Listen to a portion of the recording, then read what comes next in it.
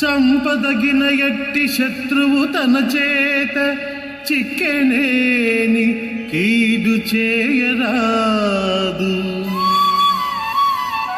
చంపదగిన ఎట్టి శత్రువు తన చేత చిక్కెనేని కీడు చేయరాదు.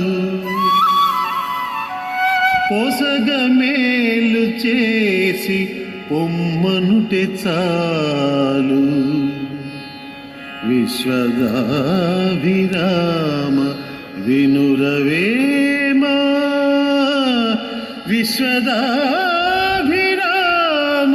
వినురవేమా.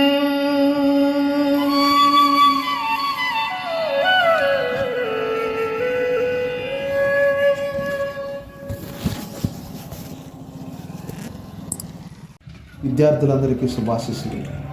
విద్యార్థులారా, మన తెలుగు పాఠ్య భాగాల్లో మనం చదివే పద్యాలలో ఏమని పద్యాలు, వాటి యొక్క స్థానం అనిర్వచనీయమైనది, ఎంతో తేలికగా మనకు అర్థమవుతాయి. అంతటి మహనీయుని యొక్క జన్మస్థలం మరియు ఆ మహనీయుని యొక్క వివరాలు తెలియచేయుటకు ఈరోజు మీ ముందుకు వస్తున్నాను. దాని కొరకై ఏమన గారు నివసించినటువంటి ప్రదేశాన్ని నేను సందర్శించడం జరిగింది. ఆ ప్రదేశం యొక్క ముఖ్య అంశాలు మీ ముందుకు తీసుకొస్తున్నాను. ఈ కనిపించిన ప్రదేశమే ఏమన గారి నివాసము. ఏమన గారి నివాసంగా కొండవీటి ప్రాంతంలో, ఈ కొండవీటి కోట ప్రాంగణంలో ఒక ప్రదేశాన్ని పురావస్తు శాఖ గుర్తించి ఇక్కడ ఆయన యొక్క శిలాఫలకం కూడా ఏర్పాటు చేయడం జరిగింది. ఇది ఏమన గారి నివాసం ఉన్న ప్రాంతము.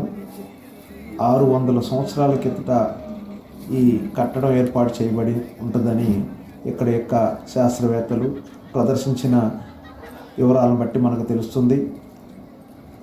గమనించండి, చూడండి. ఏమన కవి మొదటిసారి చెప్పిన పద్యాన్ని ఇక్కడ ప్రదర్శించడం కూడా జరిగింది.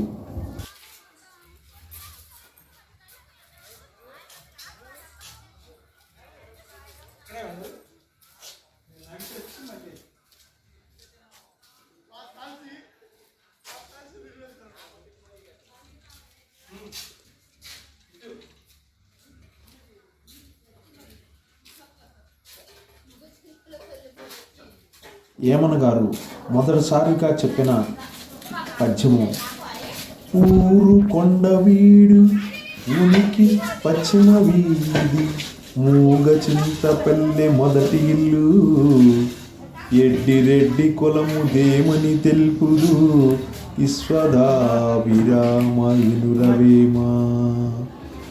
కొండవీటి కోట అభివృద్ధి కమిటీ ఈ పద్యాన్ని ఇక్కడ ఒక బోర్డు రూపంలో ప్రదర్శించడం జరిగింది. శతాబ్దాల తరబడి తెలుగు సాహిత్యంలో ఎన్నో వందల మంది కవులు ఉన్నారు. కానీ ప్రజల నోట, ప్రజల మనసులో, ప్రజల భావాల్లో ప్రజా కవిగా ఉన్న వేమల లాంటి కవి మరొకరు లేరు అనటంలో అతిశయోక్తి లేదు.